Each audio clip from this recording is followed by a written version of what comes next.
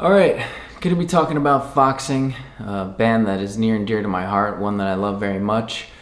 Been around for many years now and have gone through a lot of changes over the years. They came up with the emo revival scene in the early 2010s and then eventually went through a bunch of changes sonically until this year when they released what I consider to be a masterpiece, their self-titled album that has pushed the band into a totally new direction creatively. I'm going to be talking specifically in this video about kind of what led to the changes and the first few albums and how they sort of ended up where they are now with the new album.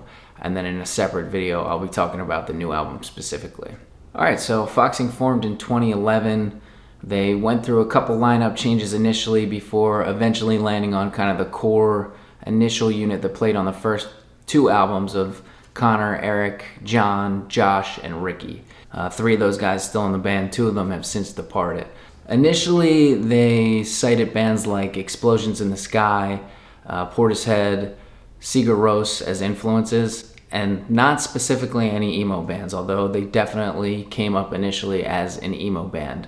So they made music that fit pretty well into the emo revival scene that was going on in the 2010s, which is also known as like the fourth wave of emo.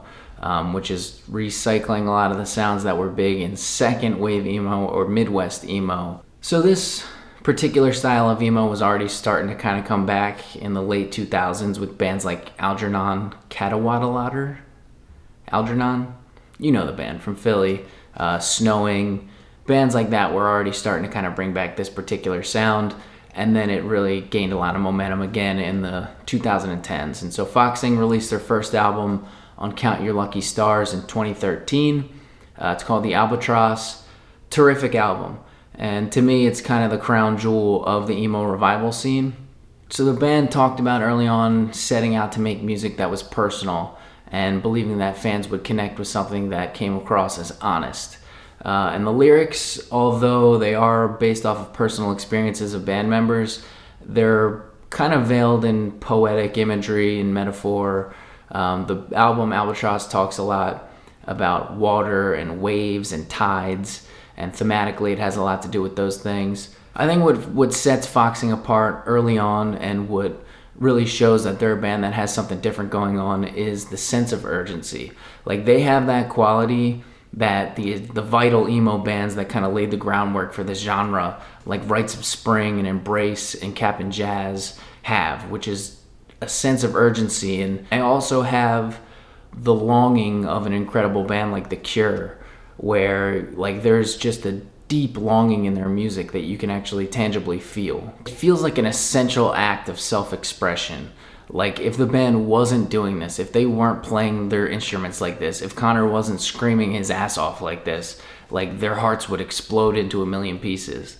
And it's that level of honesty and I think integrity that they have behind their music that makes them easy to root for and easy to see like what kind of set them apart from the crowd. And for as many like great emo bands as there are and as many emo albums as I really like, it's definitely a genre that can get oversaturated with like copycats or pretenders, and it's easy to see why, because it is a genre that like appeals to so many young people because it is expressing these emotions really clearly, and a lot of young people want to have something that they can relate to in that way. And so like the genre can become oversaturated with just like lowest common denominator bullshit, and that's what eventually made emo into like a mall genre in the mid and early 2000s, when it became the third wave of emo, which was basically just mainstream sounds and labels capitalizing off the success of emo. I think Foxing's always had an innate sense of self-awareness, and the band early on in an interview had talked about Josh Cole specifically, who's the bassist at the time and who was a co-songwriter with Connor, or co-lyricist rather with Connor, talked about it in an interview that like fans can detect fakers and they can kind of detect when things aren't being honest. So if you're actually presenting yourself honestly, that people will probably find something that they can connect with. And I think that proved to be very true with the Albatross, and that's what won over the hearts of so many fans. And of course the music's doing most of the heavy lifting here. I mean, I'm talking about kind of the intangible qualities that Foxing has as a band and the integrity that they have as a band. But make no mistake, they're a very, very talented band. Instrumentally, Yes, it's a lot of post-rock things that are probably familiar to fans of emo, but they play it with a real sense of passion, and it does pull on your heartstrings. And they also have a really good sense of balance. Even for a young band, even early on, they understood the need for things to be able to breathe in between big flourishes and big grand moments. So when you have the explosions of songs like Rory, you then have the slower intro to Bit by Deadbeat Part 1 to kind of balance things out. And the music actually does a good job of emulating the feeling of water or waves or tides that they talk a lot about on the album. So it has these big swells and then these crashes, but it also has the beautiful moments in between when you're able to just appreciate the power of the water in general. And so the album does a really good job of actually sonically going along with a lot of the themes that that band is talking about at the time. And that sort of plays into, I think, the youthful element that Foxing really captures on this album in particular, where when you're young, you feel shit so deeply. And like when you feel low as hell. And you're not afraid to show people. And when you feel high as hell. And you wear that on your heart. You know, you wear that heart on your sleeve. And I think Foxing just exemplifies that really well. And that's why on a song like Rory, where Connor's singing, you know, I swear I'm a good man, and then screams at the top of his lungs, why don't you love me back? Like on paper, that sounds like it should be cringy as hell. Like that doesn't seem like something that would work. It should be embarrassing to hear somebody do that. And in the wrong hands, it probably would be. But again, like Foxing has this self-awareness and this sense of honesty where like something like that actually translates and you do feel it. And like I've seen Foxing play damn near 10 times, and every single time they play Rory, people still go nuts for it because it obviously has connected with so many people. And so like this album was terrific and definitely put Foxing on the map as a band that had some sauce to them. Alright, so they come back in 2015 with Dealer, and on this one the band had set out to be a little bit more concise with their songwriting, particularly trying to kind of dial in the hooks and making things a little bit more tidy, but also trying to make the lyrics a little bit more direct and not so much veiled in the metaphor and the kind of poetic lyricism that they did on the Albatross. They're still drawing on a lot of personal experience.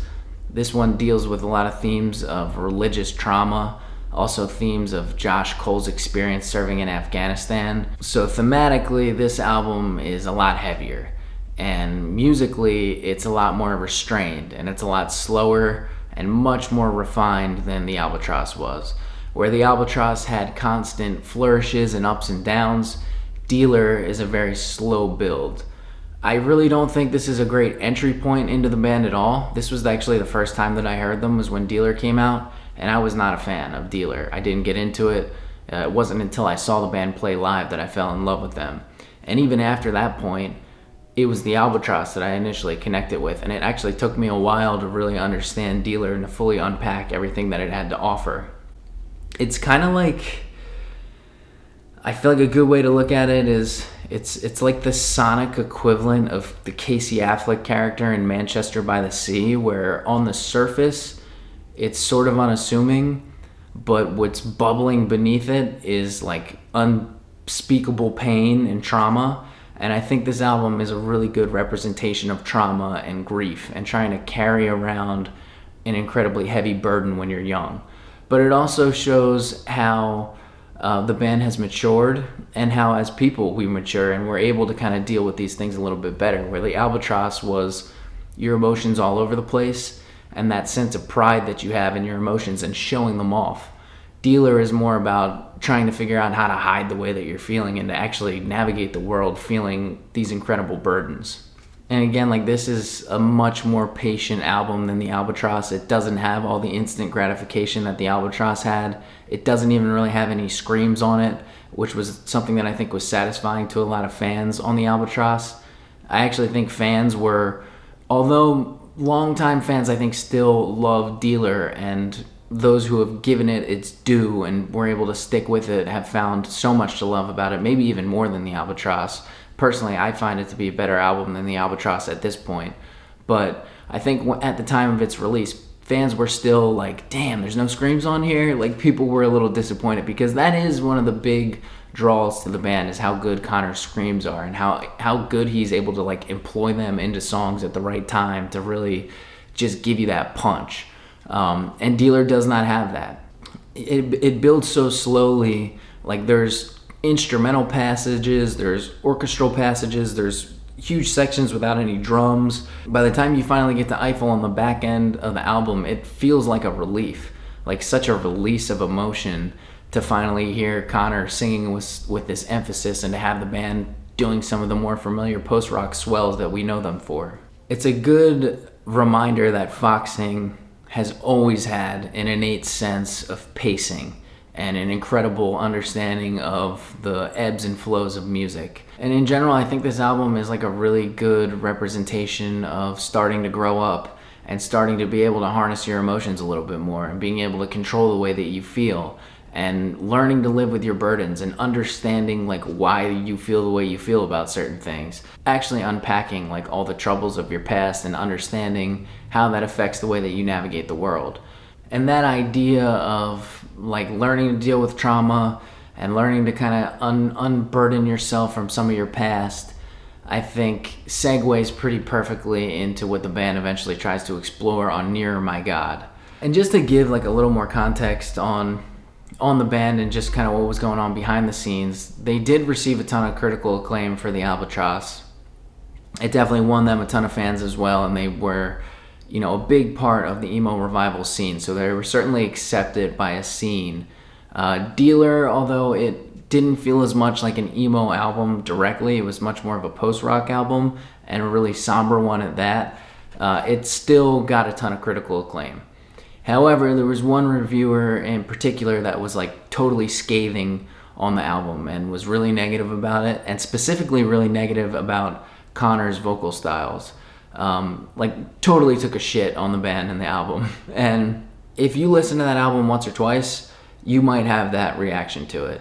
Especially if you haven't listened to their other albums, especially if you haven't seen them live. I would imagine there's not many people that became a fan of Foxing specifically through Dealer. I would guess that it's a lot more people that were already into the Albatross or who had already seen them live that became big fans of them. But the band did talk about how that specific review was pretty painful and had a big impact on them. And it's hard not to think that that like led to some of the changes that the band undertook when they released Near My God in 2018. So the big thing here leading into Near My God is founding bassist Josh Cole exits the band in 2017. And he's not just like the bassist. He was a founding member of the band, co-wrote the lyrics with Connor, and a lot of his personal experience is stuff that the band thematically explored in their first 2 albums. He did a lot of press for the band early on. A lot of the interviews with him are really revealing. I think he was great at explaining some of the ideas behind the band, and in general, like he had a huge impact on the ethos and the integrity of the band overall. So this is no small loss for him to leave. So they don't replace him directly. They move forward as a 4-piece, just kind of picking up the slack of him exiting the band, other people working on bass, and then bringing on a touring bassist when they eventually tour. So they start working on Near My God, start releasing singles for it, and the early singles show right away that the band has changed their sound once again. We've already seen them go from Albatross to Dealer and really strip back their sound and go with a more minimal approach on Dealer. And then from Dealer to Near My God, they do like another 360. So when the album's released in 2018, it confirms right away that the band was swinging for the fences, undoubtedly so. And in most ways, I think they absolutely connect. I think Nearer My God confirms what many fans had always felt, that Foxing is a band that had so much more to offer, and that they were not to be pigeonholed into one genre, that they really had something special about them. They had like an it factor that other bands didn't have. Nearer My God is a great exploration of religious themes again, but specifically this time it's looking at it more from a lens of like the external world and how one fits in it. They talk a lot throughout the album about heaven and not being able to get into heaven. And the beginning of the album starts off kind of paranoid, where Connor's falsetto, and his vocals have improved so much at this point, but his falsettos have a sense of fear and paranoia in them that's actually reminiscent of like the way Kendrick Lamar will change his vocals around to try and sort of indicate the way that his character is feeling in a particular song. That's what it feels like Connor's doing here. His vocals are really frantic and paranoid, especially on the first half of Grand Paradise, and on songs like Game Shark, he just sounds like he's like about to have a mental breakdown. They have some really like stark contrast in the middle of the album where Near My God is a pop song basically, where Connor says, "I'd sell my soul to be America's pool boy." So in a lot of the press leading up to this album, the band talks about how they really want like financial stability just from the band and actually being able to like make a living off of their music, which they hadn't been able to do up to that point. They always had mentioned, like they always had made it clear that they're so grateful to be able to play the music, and they're grateful to have the fans that they have, and the connection that the fans have to their music means so much to them. But at the same time, like they had been doing this band for so many years, just to have some sense of comfort and some sense of financial stability from their music would be amazing. And so they talk about how they really wanted to have some type of success with their music that would at least afford them to live a life of comfort. And it's just kind of funny how they go from a song like Near My God, where it is like a straight up pop song, to immediately after that a song like 5 Cups, which is 9 minutes long and is slow and drawn out, and like a great example of how on Near My God Foxing are really finding the sound of foxing. And songs like 5 Cups and songs like Crown Candy and specifically Won't Drown on the back end of the album are such great examples of like, this is foxing. This is what they do that no one else can do. And thematically, like especially for someone like me who grew up and who navigated my own life with these albums as the backdrop, this feels like another logical step forward in a young person's life, at least the themes and the ideas of this album, where Albatross again is like this up and down youthful emotion. Dealer is dealing with trauma and understanding why things feel the way they feel. And Near My God is like understanding how you fit into the world and how you can navigate the world with that particular trauma or that particular pain that you have. Like, how do you go forward with this pain? How do you go forward being unsure of yourself? I think Near My God does a great job of exploring those things. And it does it with the most interesting backdrop of music that Foxing had ever released up to this point. So Near My God had offered the band probably the most critical acclaim that they had ever received up to that point. And the band definitely, like, they earned respect from the music scene for separating themselves from the pack and like really doing something that felt true to them. So leading up to their next release, 2021's Draw Down the Moon, another band member exits. Ricky Sampson leaves this time around. So Ricky exits the band and they move forward on Draw Down the Moon now as a 3-piece. And early singles for Draw Down the Moon were difficult to totally understand because the first single that came out was a song called Speak with the Dead, which feels like it would fit pretty well on Near My God, but again is like really expansive. It's a super long song. It's all over the place. It's slow. It's daring. And it was super exciting to hear that come out and wonder like, what the hell are they doing now? The second single that came out was a song called Go Down Together, which is a much more poppy song, a little bit more reminiscent of Near My God, the actual title track. So expectations are obviously high and the singles are promising early on. So when Draw Down the Moon comes out, it starts off with a song 737, which is another just like grandiose. It felt more similar to Grand Paradise at the beginning of Near My God, which is like a totally new sound and starting the album off with a fucking bang.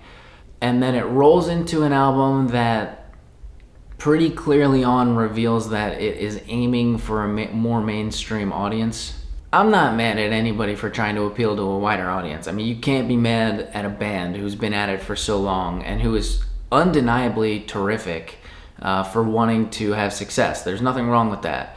But it's changing yourself so much to do it that I think leaves a little bit of a sour taste in fans' mouths. And that's certainly how I felt. There's songs on here like 737 and Speak with the Dead, which are the first and last songs, which sound nothing like anything else on the album. And they're the 2 best songs on the entire album. And then there's moments where they still sound like Foxing, like on Cold Blooded and Beacons and Go Down Together, which are great songs and great examples of Foxing going in a more poppy direction that still, I think, work really well. But there's other songs where they're just doing too much and they're like dangerously close to Imagine Dragons territory. And I don't want to say that the band's like selling out. I mean, who knows? But I do think that they have sacrificed on this one. They sacrificed a little bit of what makes them so good. And there's an interview very early on where Josh Cole talked to, I think it was a publication called Idiotech, where Josh Cole says that fans can tell when people are faking. And that's why Foxing had always gone for like incredible honesty. And although I still believe thematically and lyrically the band is still offering you an honest expression, it does feel like they're giving a little too much to try to cater to a big audience. Connor talked about going into this that he was influenced by like Carly Rae Jepsen and more direct pop, and undoubtedly there's more direct pop on this album. Thematically, Draw Down the Moon talks a lot about like drawing strength from others. The first half of the record is a lot about like finding strength in other people, finding strength in relationships and love, and the second half then is a little bit more about like loss and being able to find strength in oneself and being able to move forward alone. And I think thematically they still do an amazing job of expressing like a full, complete idea, and they still do a good job of having like a first half that expresses one thing and a second half that's directly related to that expresses sort of a different thing. And they actually still, I think, stumble upon like a universal truth here where, you know, again, if you look at the big picture, Albatross is like this youthful all over the place. Dealer is like, you know, unpacking trauma. Nearer My God is trying to navigate the world while you're still figuring yourself out. And then Draw Down the Moon almost feels like, all right, I've dealt with some of my shit. I've dealt with some of the shit around me. Let me put my suit on and try to like be a part of the crowd. Let me try and like work a 9 to 5 and just, you know, it's like them appealing to a wider audience. And yeah, sometimes that doesn't work. I mean, I know for me personally, when I try to like, you know, walk amongst the crowd and like pretend I'm something I'm not, it makes me not, you know, I don't feel like I can be truthful with myself, and like I feel like I lose some of my integrity. And I think they kind of land on that, whether intentionally or not. I think that's what this album, I feel like it represents. One more thing I'll say is like I think of artists that I'm a huge fan of, like Neil Young, where Neil Young has so many albums that I love, like with all my heart. And then he has albums in certain eras of his music that I just don't like at all. And I just don't listen to them. I move past them. I don't even think about them. But when you're actively a fan of a band while they're releasing the music, and you've heard them go from this A to B, B to C, C to D, and D something you don't like at all, you do feel like a sense of betrayal. But it's always good to take a step back and remind yourself, like, it's hard to be good, it's hard to be perfect and to appease everybody 100% of the time. And Foxing made no qualms about the fact that they weren't trying to appease everyone. They were trying to appease a wider audience. And for anybody who's a fan of like alternative music, the wider audience is usually not us. And so I try to like remember that when I think of context of music, is like, it's not personal. And you know, if you have someone's whole discography that you're looking at and you're able to take a step back from it, you're usually able to appreciate things as they are rather than feeling too strongly about one particular record. And it's better to look at the big picture. So, you know, like Foxing started out doing something truthfully and doing something really well, but never achieving any of the financial stability that they were hoping for from it. And to spend your whole life dedicating yourself to something and not finding that has to be really challenging. And I think Draw Down the Moon leading into the self-titled album like represents a crossroads for the band that I think they explore thematically in a really creative and beautiful way on the self-titled album that came out in 2024. And so I'm going to give that its whole own video and kind of unpack how I feel about that album. And if you're not a Foxing fan, if you've never heard them before, first off, strongly suggest you go see them live. They are, in my opinion, the absolute best live band in the world. They are undoubtedly the most consistently great live band that I see on a regular basis. So strongly suggest you try and go catch a show if you can. But if you haven't listened to their music, like, give it a shot, give it a deep dive, try and unpack it a little bit, because they have so much to offer and they are such a terrific band, and to me already like legends at this point. So if you enjoyed this video, I'm gonna be talking a little bit more about the self-titled in my next video. I'm gonna give that one its own video, but definitely check that out if you like this one. Thank you so much for watching. Appreciate it.